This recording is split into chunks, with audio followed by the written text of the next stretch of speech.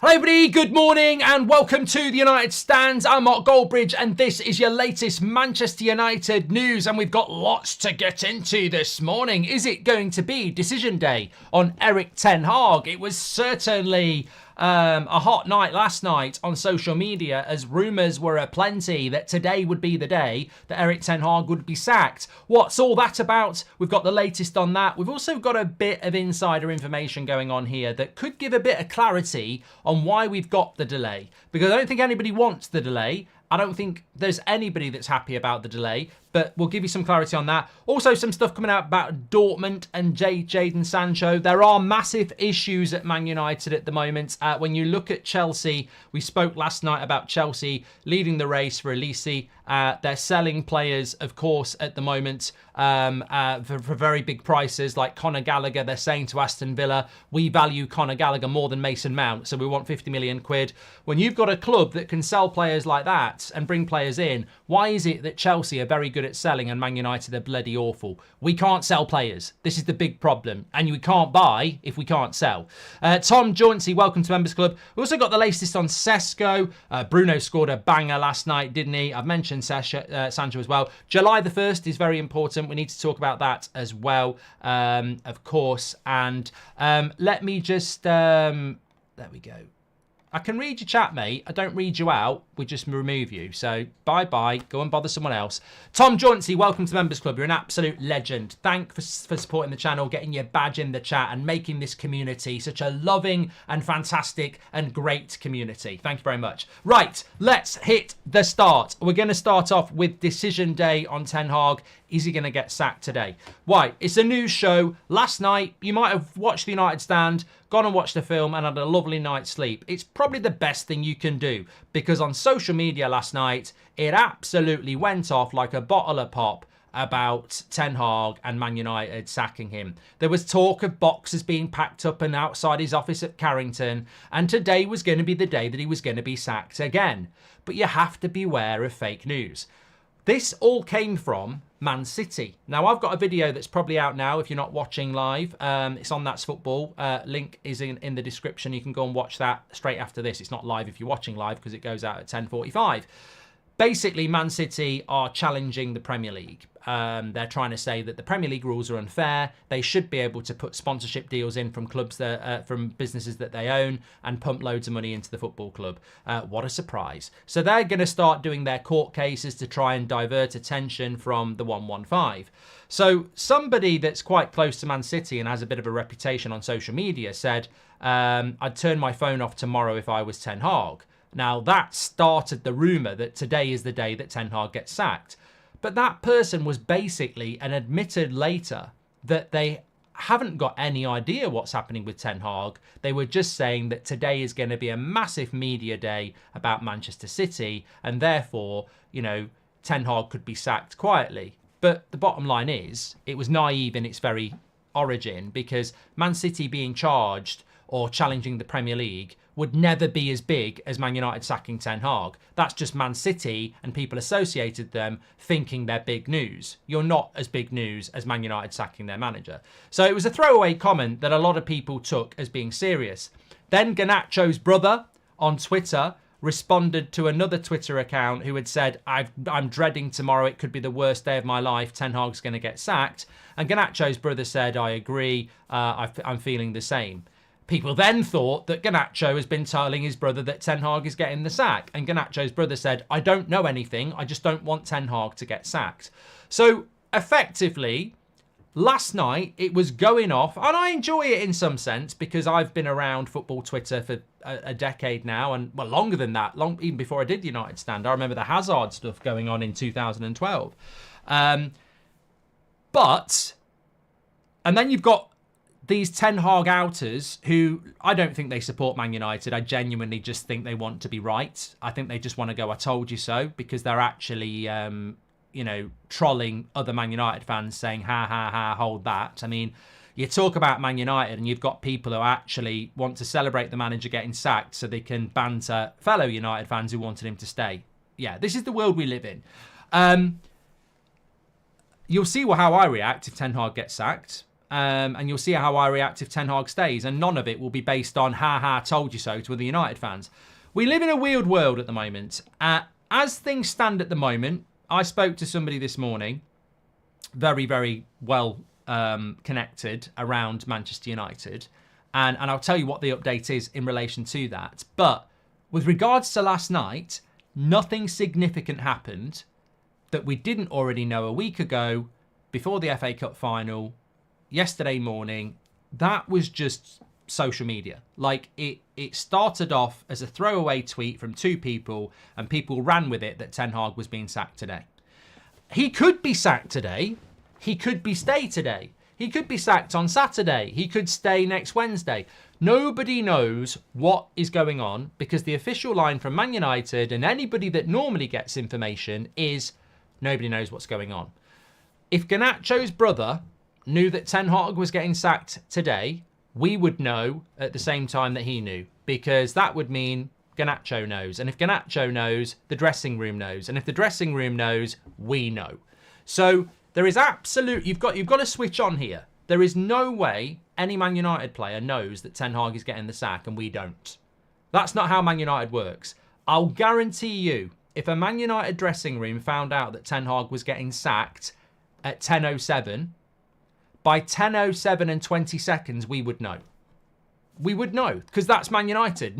Nothing gets kept locked in. So nobody knows at the moment what's going on, is the honest truth. And everything that keeps blowing up on social media is probably coming from a really shit source, where somebody, it's like rumour mill, isn't it? Anything can fly around there. 4 or 5 years ago, you used to get Twitter accounts, and it was Twitter then, who wouldn't even be real people. They'd have a fake picture of somebody from Italy or Spain. They'd make out they were an agent. They'd say Man United were going to sign, I don't know, De Ligt. It would go viral, because people are just desperate to believe what they want to believe. The delay has to be hit head on. I know people who want Ten Hag out, and we disagree. But in the conversations I've had with them over the last few days, there is this real consensus of we need to just get on with this. And I feel the same. As somebody that wants Ten Hag to stay, I can't control if he gets sacked. If you're going to sack, and I know this might sound weird, I don't want him to go, so no news is good news, and the longer he doesn't go, the longer he's still here. But if they're going to sack him, I wish they'd done it last week. I wish they'd just do it. Because like anything bad, if you're going into the doctors to have the snip, or you're going into hospital to have a boil removed from your arse, or anything else around there, it's painful and it's not something you look forward to.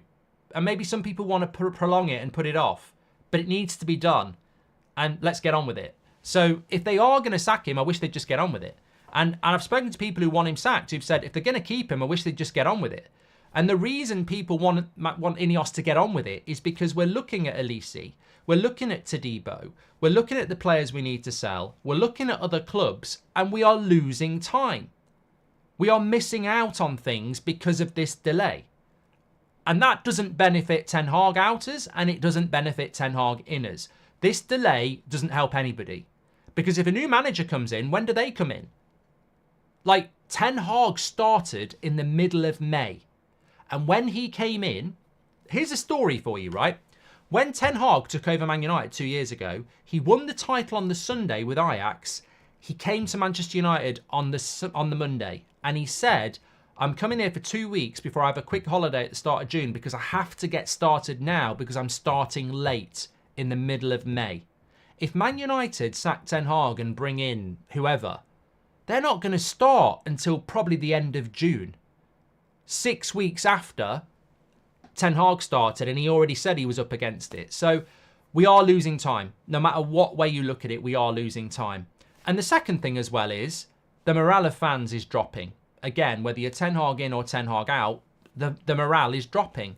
Now, you might say Ineos are doing this on purpose. It's a weird PR stunt, but you demoralise your fan base and take them down to the absolute sewer so that when you start helping them out of the sewer, they're grateful. Because I think some of us were thinking, oh, this is it. This is our time to reach for the stars. But we are dropping further and further down, and maybe that's the reality bite that Ineos want to convey. You've got to go down a lot low. You've got to take your expectations a lot lower than this for us to start working, because we're starting really, really far down. I guess we'll just have to wait and see. Do I think anything's going to happen today? I thought something would happen on Monday. I thought something would happen on Tuesday. I can't believe we're halfway through the week and we still haven't heard anything. So I don't really know. But little bit of breaking news. Daniel Farr says that's far-fetched. Daniel Farr says that's far-fetched. Daniel Farr says that's far-fetched. Daniel Farr says that's far-fetched. It doesn't work. What's far-fetched? To say that Ineos are trying to break our morale down to take us down to a more realistic level? It's not far-fetched, mate. It's good business. If I take over a business because it's failing and the staff think, oh, here's Goldbridge to save us, and I know, having looked under the bumper, I can't save all of them. So I basically go in and say, look, I am here to make things better, but they're going to get worse. So you're losing your job. You're losing your job. You're losing your job. You know, it's good business when you come into somewhere and you want to rebuild it, but when you initially go in, you can't rebuild it. You've got to break it down to make it better. So it could be. Look, I might be completely wrong, Daniel, but what I'm saying is, do you feel enthusiastic, motivated, and as buzzy as you did when they announced Ineos on Christmas Eve? We were full of hope and optimism then. Are you feeling the same now in June? That's my point. For some reason, it could just be incompetence. I'm trying to find logical reasons why Ineos are breaking down the morale of this fan base with these ridiculous delays. And maybe they are very clever and they know that they've got to break us down a bit because they've got to take us down to a more realistic level. Or maybe they're just incompetent. Or maybe there's a hidden explosion of positivity that's about to hit us. I don't know. But let me just read some of your chats, because I've got a bit of a reveal here about why these delays might be happening. Not my words, from a very good source. And let me just make sure I did write them down. Yeah, okay, I've got them. Tracy Taylor says, sorry, Mark, I don't trust any of them. Eric Ten Hag in. Thomas says, Manchester United doing Manchester United things. Saniel says, I respect your Eric Ten Hag in stance, but any stretch of bad results again, Ineos pull the trigger on him. The bitterness developed won't let him succeed. Patrick Lynch says, many see sacking Ten Hag as right, but can't understand with everything that has happened in the club over the last year that they will be cheering. A rebuild is not something to be celebrated. It means regression, not progression. Matt Tweed, welcome to the Members Club. You're a legend. And SR says, congratulations on getting into the Europa League from the position you're in. Even if it did stop my club from getting to Europe, good luck for next season. I think he is a Newcastle fan there. There was a point in there I just wanted to hit back on. Yeah, it was Patrick's. Chelsea are having to rebuild again because they let Pochettino go, so they lose any momentum. I think that's a bad thing, because with Pochettino, they were working towards something, and now they go back down to the zero again, so they're restarting again. It's the same with us, and it's the same with Newcastle. Eddie Howe has had a bad season at Newcastle, but they are building something, so they're starting from here. If they sack Eddie Howe, you go back down to there. With Man United, I believe, and many people believe, we're building something with Ten Hag, so we're up here. If you sack him, you go back down there again. So you are going backwards to potentially one step back, 2 steps forward, could be, but that is the risk, isn't it? So this is what I was told this morning about why. I think the big question is why? Why are we getting the delay around a decision? Now, let me just give you a multitude of reasons as to what's out there in relation, and some of it could be conspiracy, and then I'll give you what somebody I really respect has said to me. People out there are saying the reason they're delaying it is because they're going to sack him anyway, and they're trying to get the guy that they want. And if they can't get the guy that they want, then they'll sack Ten Hag. That's a really good theory, apart from it's flawed. Who are they negotiating with that's not already available? Tuchel's already available and desperately wants it. Pochettino desperately wants it. De Zerbi's available and Potter is available. So who are they negotiating with that's not available? Well, I don't want to say the GS words, but Southgate is the only one that would need to be negotiated with. And if you're going for Southgate over Thomas Tuchel, Pochettino and De Zerbi, I'm out. I'm fucking out.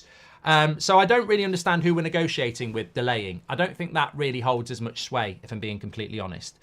Other theories are that they're going to keep him. And, you know, that's completely understandable.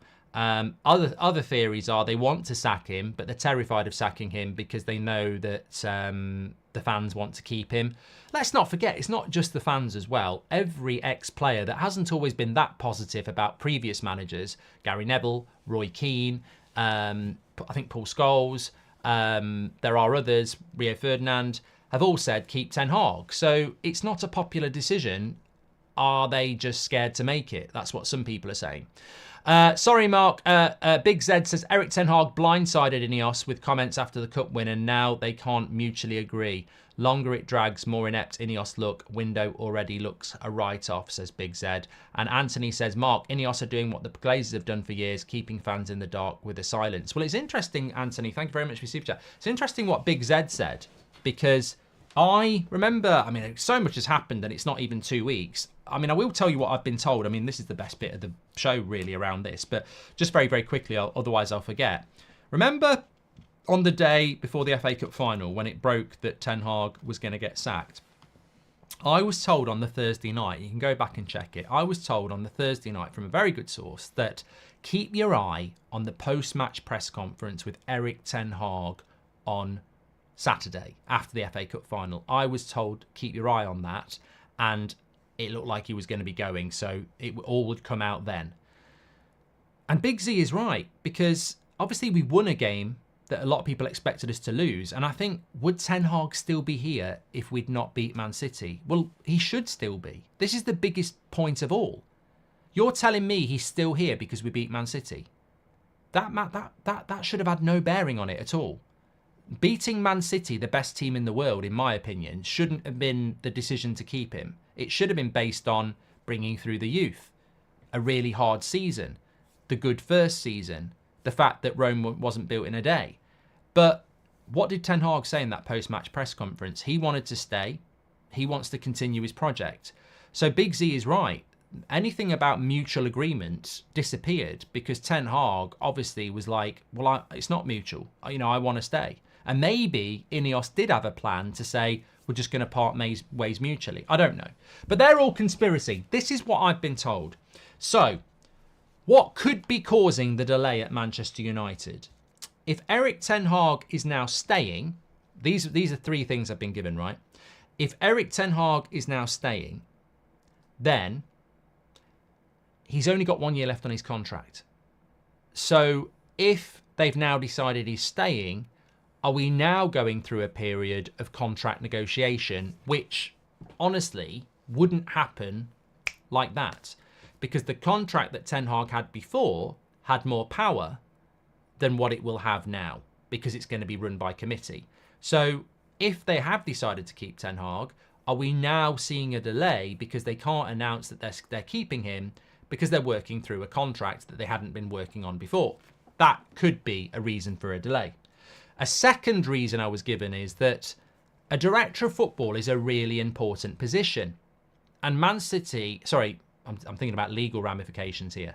Manchester United are locked in very serious conversations with Newcastle, where Newcastle have got emails that Dan Ashworth was working for Man United when he shouldn't have been, by emailing off his Newcastle account to Barada. Dan Ashworth, as director of football, has to have a say on who the manager's going to be. And at the moment, he legally can't, because Newcastle are watching him like a hawk. So if he sends a pigeon with sack Ten Hag or keep Ten Hag, Newcastle have probably got a hawk to take the pigeon down. So how would you feel if you were the new director of football of Man United? You're not going to get in the position until maybe August, and then they sack a guy that you haven't really had chance to analyse, and he might be the guy.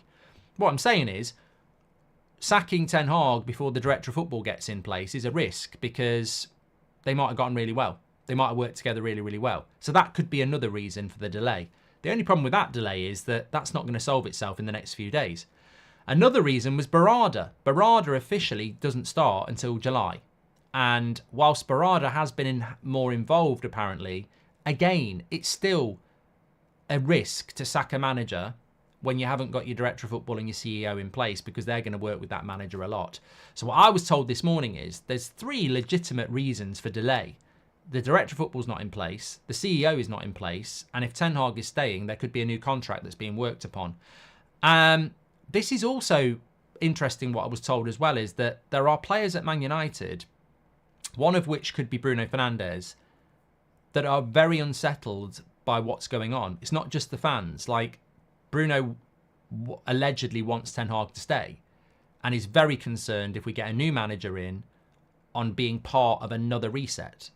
And there are other players that feel like that as well. So what I was told this morning is that Man United at the moment is very much like being in a traffic jam and no one's giving you any updates. And if you've ever been in that situation, it's very, very frustrating. You're not moving anywhere. All you can see is traffic in front of you, which is also not moving, and nobody's giving you any updates about how long this delay is going to be. But it's not just fans that are stuck in that delay. Players are stuck in it as well. Managers are stuck in it as well. So there are plenty of legitimate reasons why this delay could be taking place. I look at it more and more from a business point of view, and I go, what the fuck are we doing? Like, what are we doing? I look at this from a business point of view and I go, we've just won the FA Cup. We won the Carabao Cup the year before. Most of these players want this manager to stay. He's developing youth. It's so obvious and cheaper and logical to stick with this guy for another year and see what happens. And on top of that, we're making a decision without the committee that makes the decision. Barada's not officially there. Ashworth's not officially there. Wilcox has only been there for a few weeks.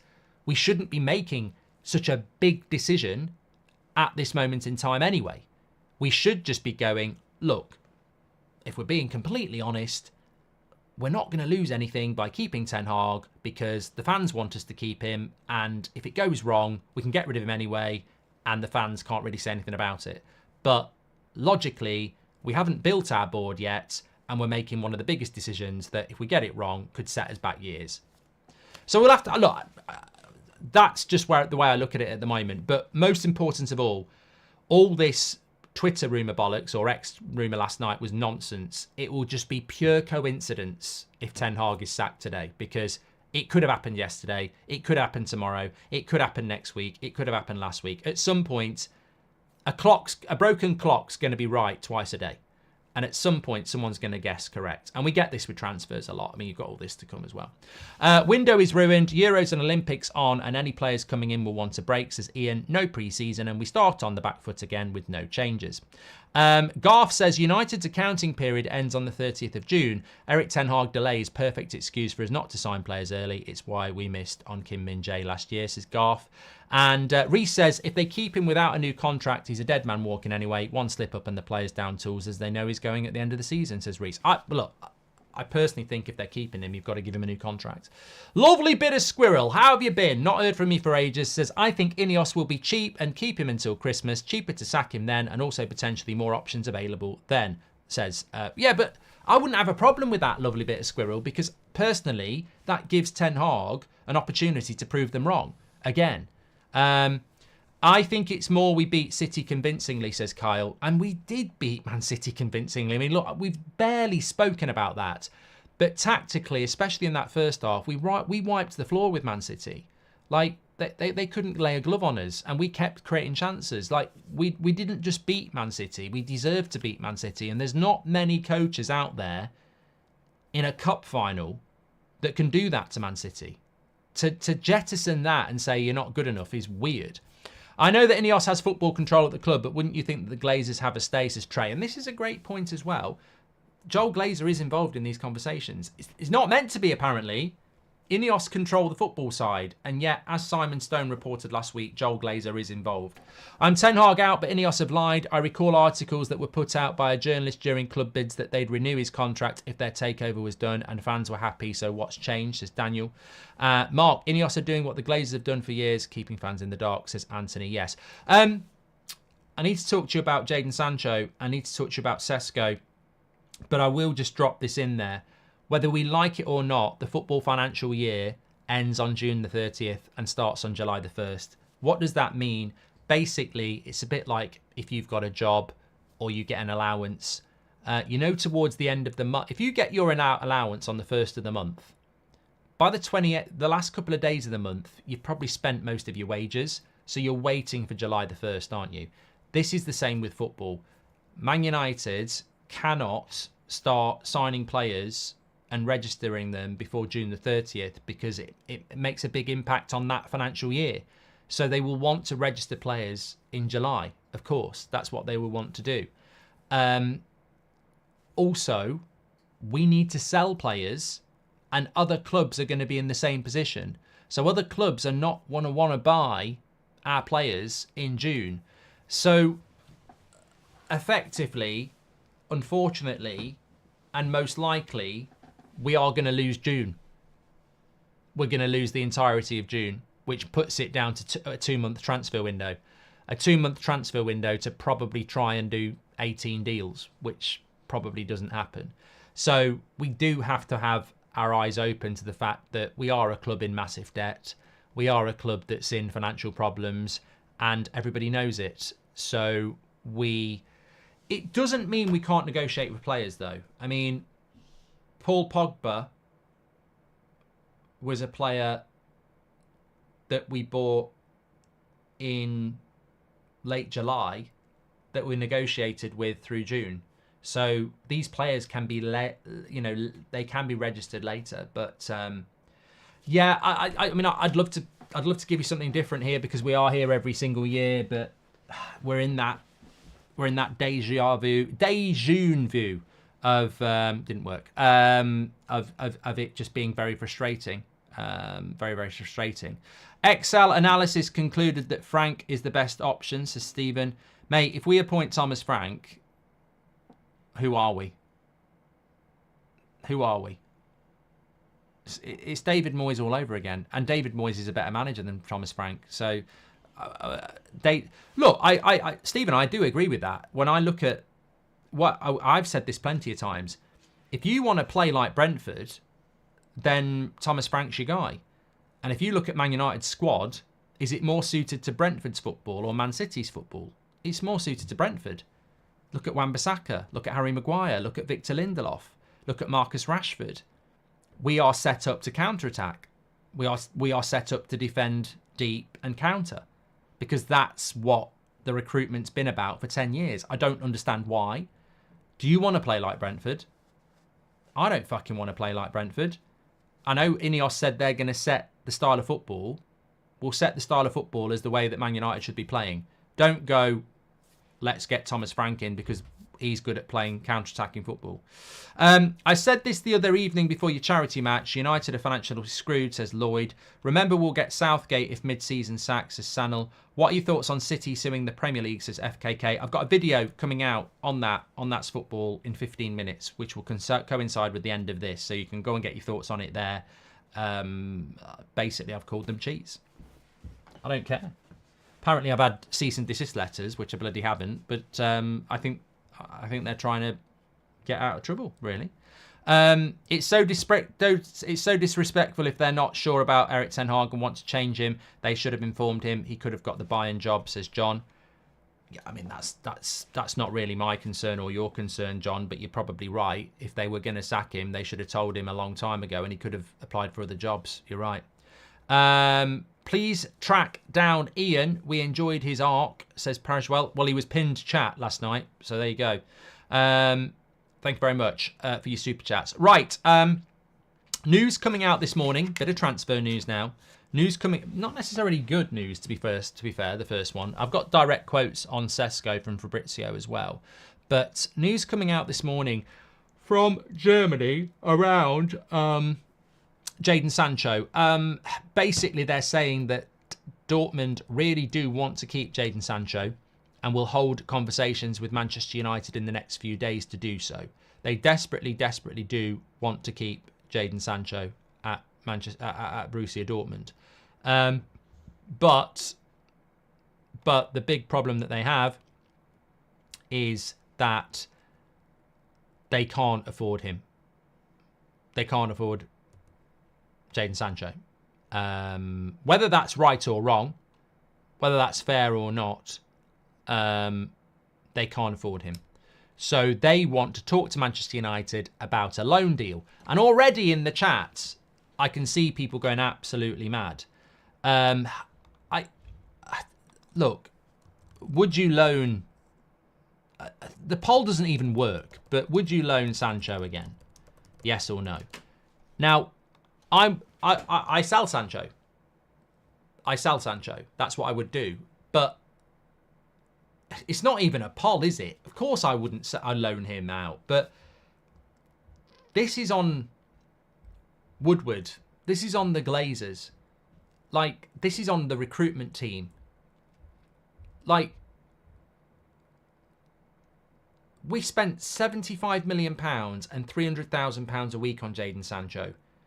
Did nobody ever look at what his personality was like? Did he always turn up for training at Dortmund? Well, it doesn't really matter. But it's bitters in the arse big time. Because now you've got a new ownership and a new manager who didn't buy him, having to deal with a problem from the past. And this is the problem that Mourinho mentioned, and Ollie mentioned, and Ten Hag will mention when he leaves. Is at Man United, you come in with ideas, and then you're dragged down by mistakes of the past. You have this collection of players that you don't want, that you have to keep, because the previous regime has given them contracts and wages that make them unsellable.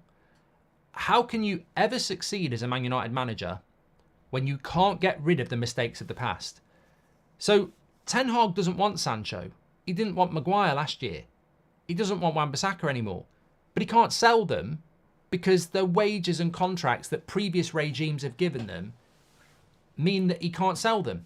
And because he can't sell them, he can't bring in the players that he wants, which means he's got to start next season with players that he doesn't want because he's stuck with them. And this happened to Mourinho, and this happened to Ollie as well. So with Sancho, obviously, I would love to see him get sold, but we can't sell him because nobody will buy him. So the best option is to loan him to Dortmund, and all next season we get little clips from a 90-minute game where he's done 4 or 5 really good things and people say he's balling in Germany again, undermining Man United. And the cycle continues because he's on 300 grand a week and we can't do anything about it. It's a real issue that I don't think gets spoken about enough. We speak about it enough because we care and we know the score. But loaning a player for 2 years to Dortmund just isn't beneficial when we'll be paying half of his wages. But you can't bring him back because that's not a solution. I mean, I personally, and he won't go to Saudi Arabia because he doesn't want to go there, and no other club will pay us for him because his wages are too big. So you just stuck. I mean, I don't. They're genuinely. You talk about strategic reviews and you talk about Man City. I genuinely think if I was Ineos, I would, as part of my strategic review, I'd be looking for corruption. And I mean that really seriously.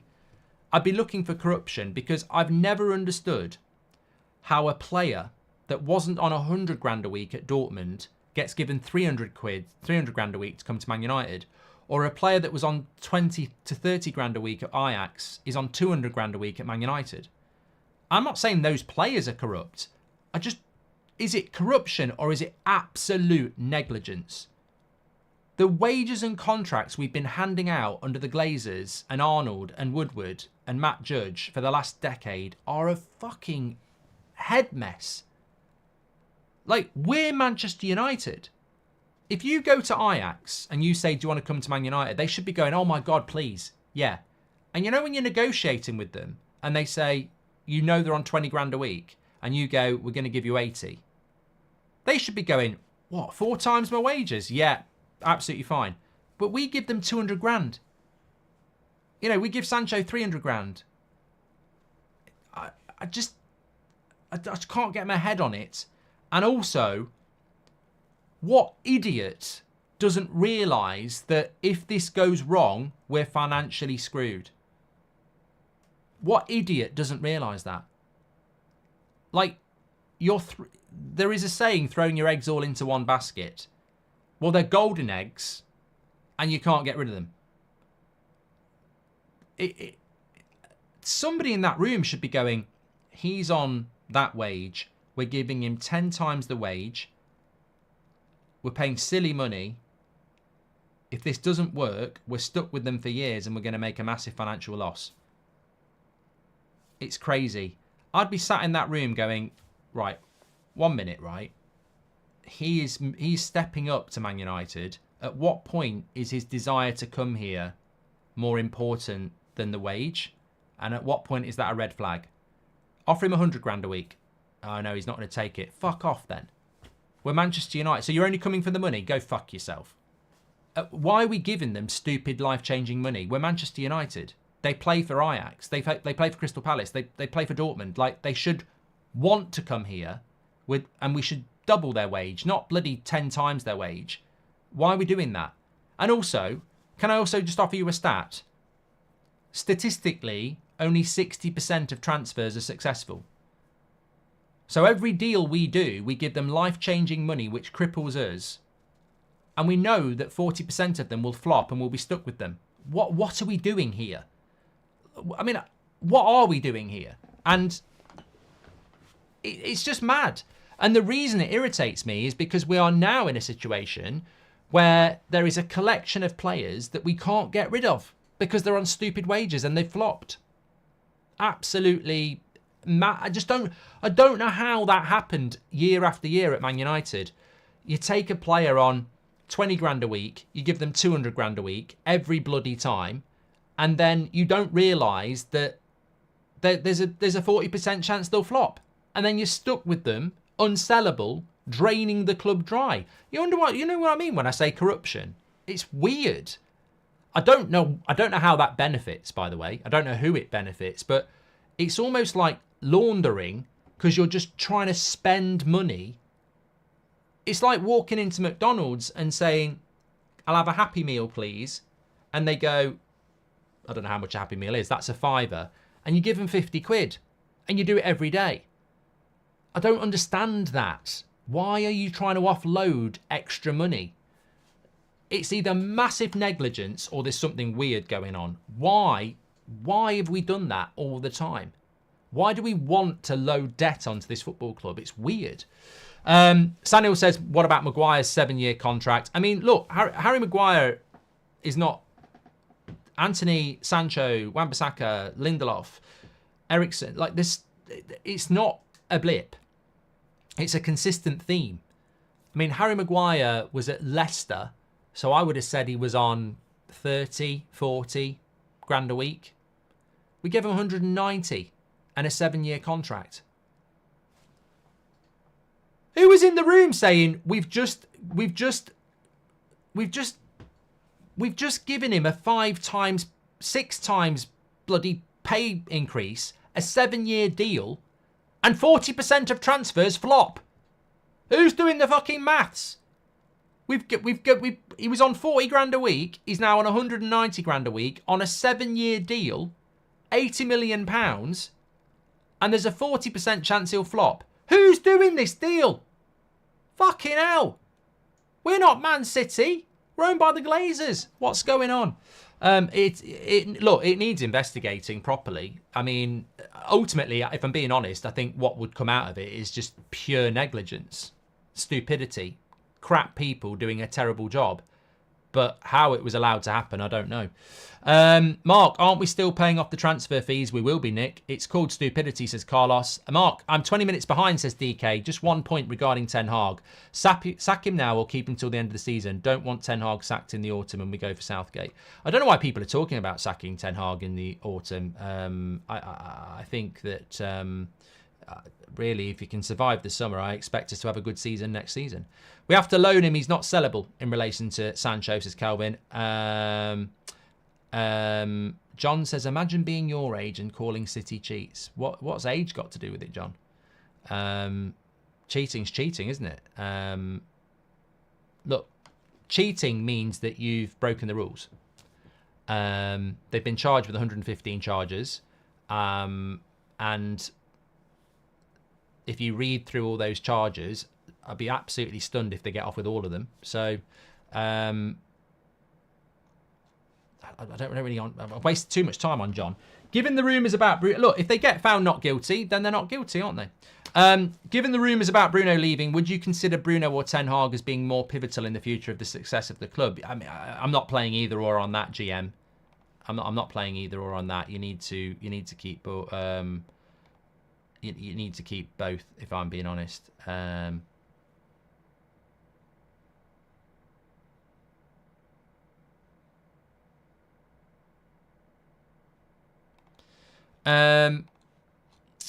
It's amazing. I just going back to John there, and there are others as well. Welcome to all the haters that watch. It's amazing, isn't it, how you don't like the content, but you still take your time to watch it every single day. I think that's called rent-free. We don't charge no rent here, but it never amazes me, never ceases to amaze me how many people spend 2 hours of their day as part of our community and then waiting to clip things up or tweet stuff out or put a super chat in. It's amazing. And you're very, very welcome, because who's the real winner? Our community. And then you wander off and try and put a tweet out or put a clip out or put a super chat in to try and undermine something. You know what? I've said it before. You're burning yourself. Life is very, very short. Very, very short. You know, I've got friends who've died before they've hit 40. It's so short. Do things that you enjoy. Stop, you know, there's things I really don't like. There are content creators I wouldn't go anywhere near and watch. There are TV shows and films and genres. Rom-coms can get in the bin. I don't watch them. It's like the missus saying, oh, I've just put a rom-com on. And me going, I fucking hate rom-coms. Let me just sit down with my phone and watch it and slag it off. No, I'd rather go and cut the grass. But you're very welcome. Look, society's changing. I don't really understand it. Most of the transfers we did in the past were for PR. Look at what we can do. We can extract every top player. Remember Ollie's comments, is Nick P. So yeah, it looks like Sancho loan deal. 65% of you are saying no and 36% of you saying yes. Can I just say as well, you are 2 minutes away. Somebody said it's called entertainment, mate. I don't understand. But if you... how can it be entertainment when you don't like it? Like, entertainment is like... So, I don't get it. But you're very welcome, of course. Let me talk to you about Sesko. But can I just say, we're 2 minutes away from my video dropping on That's Football about Man City. The comment section on there is going to be very interesting. I've given my opinion on it. Get over there and give your opinion on it. It'll be out in 2 minutes on That's Football. Or you can just wait till the end of this and go and watch it. We love you, Mark, and the United Stand team. You're an integral part of our daily routine. Ignore the haters and keep speaking your mind, says Liam. I do ignore the haters. I've got no time for haters. I'm not interested in it, Liam. Thank you. We've had it for years. I'm genuinely not bothered. I don't live my life in the hate zone. I don't live my life in the bitter zone. Things happen. Get on with it. Life's not fair. Get on with it. You know, decisions are made. I've gone for jobs, not got them. You know, I've asked girls out. They've said, no, that's never actually happened. That's a lie. I was going to say I've asked girls out and they've said, no, that would be lying. I don't want to give people lies out there. But look, things happen. Life's not... the biggest losers in life are people who walk around saying life's not fair. It ain't fair. As I said, two friends of mine died before they were 40. Lovely people. That's not fair. I know people in their 60s who are complete complete twats. Horrible people live. Good people die. Life isn't fair. Horrible people get jobs you should get. You don't get it. Life's not fair. Horrible people are multi-millionaires and really nice people live in poverty. Life's not fair. I can't be bothered with people going, oh, it's not fair. It's not fair that this didn't happen. It's not fair. I can't wait for this to happen because life's not fair. It's, you know, I wanted Manchester United to sign Elise. He could go to Chelsea. It's not fair. Welcome to the world. Welcome to the world. It's not fair. This is one of the big problems at Man United, by the way. We've got players, haven't we? It's not fair that I get criticised when I play shit. Why am I getting criticised when I'm playing shit? It's not fair. This is a problem. You've got players at Man United who go, I played shit. I can do a lot better. That's the mentality you need. Life isn't fair. Roll with the punches. Do you. Focus on you. Because every time you're looking out the window going, that's not fair, that's not fair, you're not inside focusing on yourself. Because life ain't fair. And you're going to learn that lesson all the time. And in a footballing sense, Man United need to get rid of those types of elements who are, it's not fair that I don't get this. That needs to go. It's a mentality thing. This is why we failed over the years. This is why we get beat 7-0 at Anfield, because we concede a couple of goals and the life's not fair mentality comes in and go, oh, it's not fair, I didn't do that. We have to change that. That's something Ineos has to change. Let's talk about Sesko. I mentioned it on the show last night, but these are direct quotes from Fabrizio. So, Fabrizio has this to say. All I want people to do, by the way, is just go and enjoy your lives. Go and enjoy your lives. Focus on you. Stop looking out the window saying life's not fair. Focus on you. Football's our release. And we can have an opinion. But don't waste your time moaning about life not being fair. Because you're here for a good time, not a long time. And trust me, it ain't fair. Let me read to you about Sesko. So this is all coming in from Fabrizio. Fabrizio Romano has claimed that Man United have presented their project to one of the most sought-after strikers in Benjamin Sesko. These are direct quotes from him. He said that Manchester United, Chelsea and Arsenal have all put their projects in front of Sesko, and all three clubs are still in the race to sign him. Leipzig have offered him a new deal as well, one worth big money to keep hold of him. There is a crucial step to do. It is when Sesko will decide his future. Sesko is taking his time to decide. Ineos will love him. He has a new contract proposal from Leipzig. Leipzig have offered him really important money, really important salary to be the star of the team next season, and that would mean changing the release clause in his contract. So it's a big proposal from Leipzig. Now Sesko has to decide whether he wants to stay at Leipzig and extend his contract or leave and probably go to the Premier League. So first step has to be this one. Then which clubs? They all remain in the race. Nothing has been decided yet. I can guarantee you about that. Sesko is still taking his time to decide between Man United, Chelsea and Arsenal. These three clubs are in the race. Everything is still open. Sesko has not accepted anything yet. He has all the projects in front of him, so it's up to Sesko to basically decide what he wants to do. Now, you'll get the Fabrizio haters saying, oh, that's not an update. But it is an update from Fabrizio, because what he's basically saying is that Manchester United are in the race, as are Chelsea, as are Arsenal, and as are Leipzig.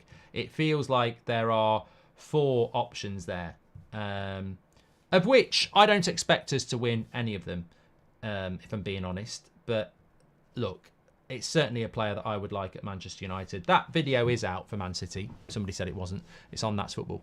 Morning, Mark. Are there any other wingers being looked at in the transfer window than Elise? Love what you're doing. Keep up the good work, says Jack. I think this is a great question. So if Elise goes to Chelsea, do Man United sign another winger? I think they have to. They have to. I really do think that. But if they don't get Elise, he's plan A. Best in class. So maybe they go, well, we're not going to go for something that wasn't best in class. And maybe we stick with what we've got. And therefore, creativity from the flank becomes a worry again. Grace says, why do you have a Manchester is red hoodie in blue? Well, it's not blue. It's navy blue.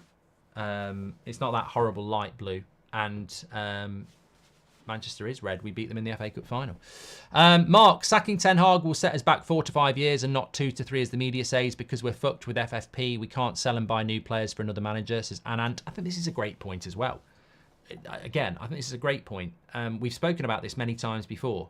If you think about, if you've ever been to a farm and you see where they shovel the shit up and put it on a shit heap, that's basically what Man United have been doing for 10 years. So you sack a manager, and then a new manager comes in, shovels up all the shit that he doesn't want from the previous manager, throws it on top there and says, I need new players.